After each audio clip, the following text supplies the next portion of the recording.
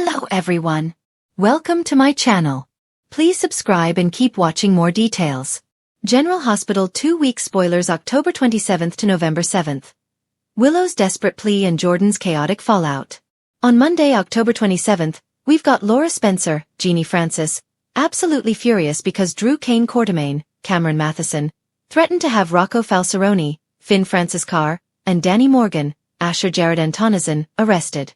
They fill Laura, Jeannie Francis, in on what happened, and Ronnie Bard, Erica Slazak, chimes in and concurs that Drew told Danny and Rocco they cannot see Scout Kane, Cosette Abinante.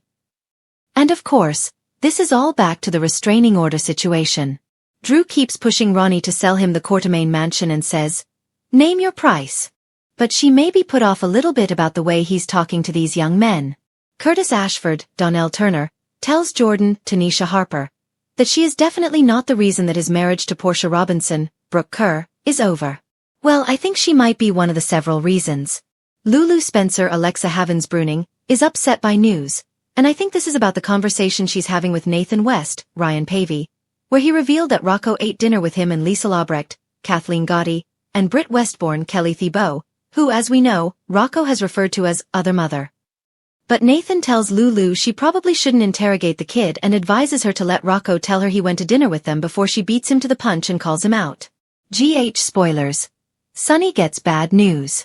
Jen Sidwell, Carlo Rota, talks to Marco Rios, Adrian Anchando, about killing someone and finding it appealing.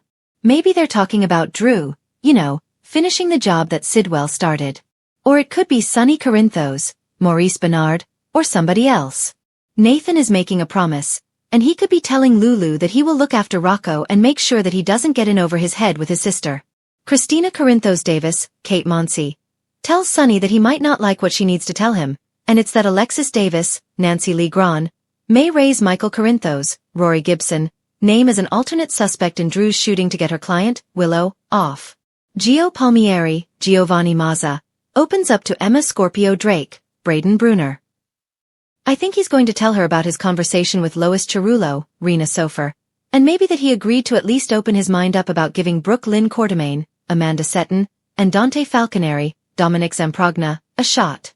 Trina Robinson, Tabiana Ali, has a deep talk with Portia after she sees Dr. Isaiah Gannon, Sorandi Wilson, in her mom's office with her and asks if she's interrupting.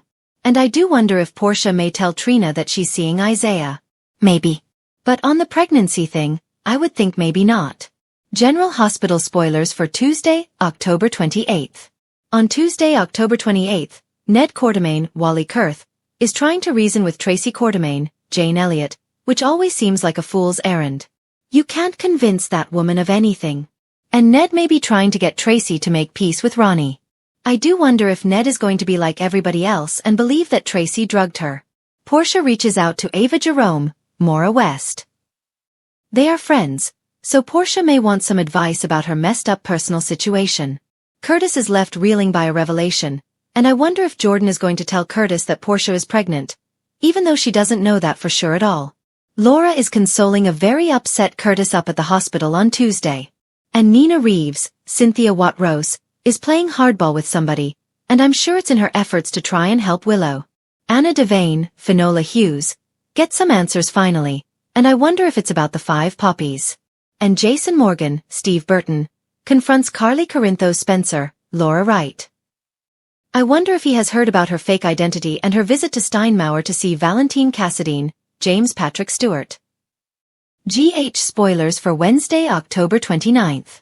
Wednesday, October 29th, we've got Curtis having a tense encounter with Isaiah. And I wonder if Curtis has realized that maybe Portia has got herself a new lover. Nathan gives somebody a warning. And Ronnie makes an announcement that has the Quartermaines shocked. Maybe she is considering selling the house. Maybe Ronnie is even considering selling the house to Drew. But let's hope not. Britt is facing off with Elizabeth Weber, Rebecca Herbst.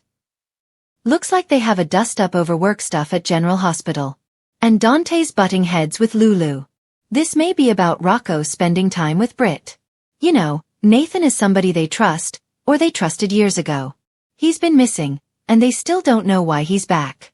So, it's about to get even messier for them. General Hospital spoilers for Thursday, October 30th. November sweeps begins. Thursday, October 30th is when November sweeps officially kicks off, and we've got Sonny sharing his regrets. He may be worried about Michael. Jordan is grilled by DA Justine Turner, Nazneen contractor. And I wonder if she's on her case about Sidwell, who's her boss, or something else. Tracy is boozing away her problems. I'm sure she's very stressed out about this Ronnie and Drew situation. And Jason surprises Britt. I wonder if he's going to get her a car. Not a good one. Maybe a safe one. Maybe a used one, knowing she's going to crash it. Cody Bell, Josh Kelly, is asking for legal help.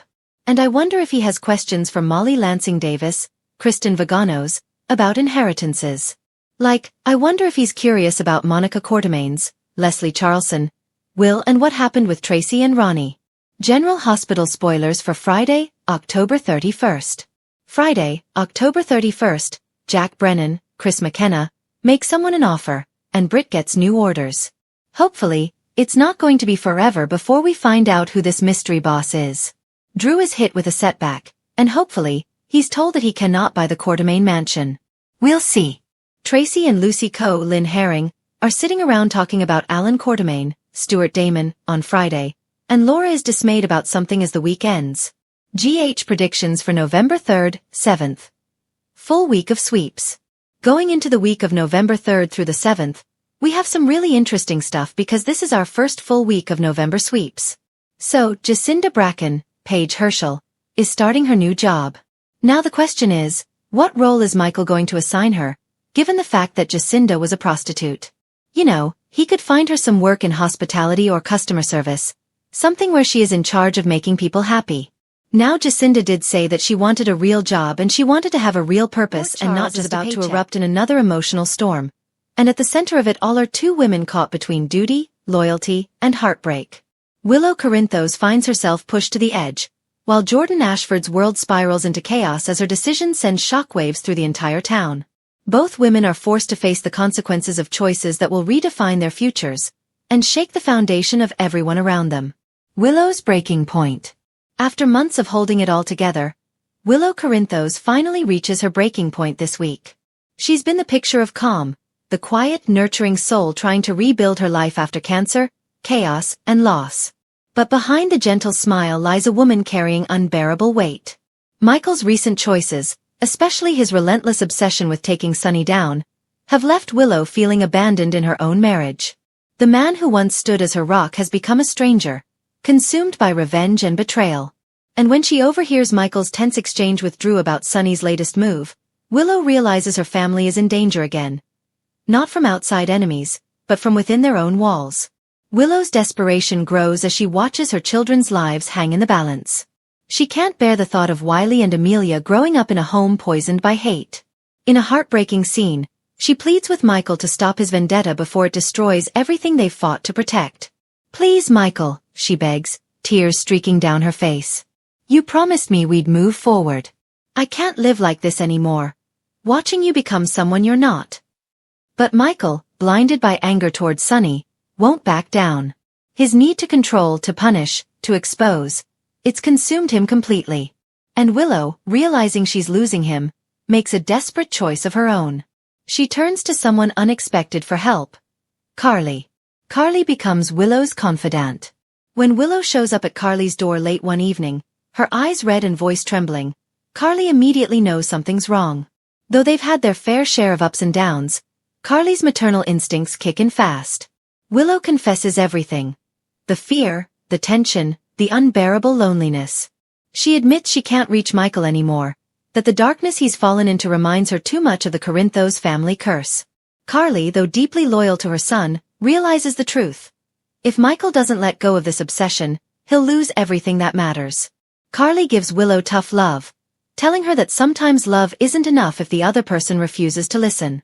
But she also promises to step in, not just for Willow, but for the children. Carly may be fiery and impulsive, but when it comes to family, she'll fight to the death to protect them. Her next move? She confronts Michael head-on, and it's explosive. Carly's rage boils over as she demands that Michael wake up before it's too late. She warns him that Willow's heart is breaking and that if he keeps pushing her away, he'll have no one left but his anger. Michael, frustrated and defensive, lashes out. But deep down, Carly's words hit their mark. Still, by the time he realizes the damage he's done, Willow may already have made a life-changing decision. Jordan's chaos unleashed.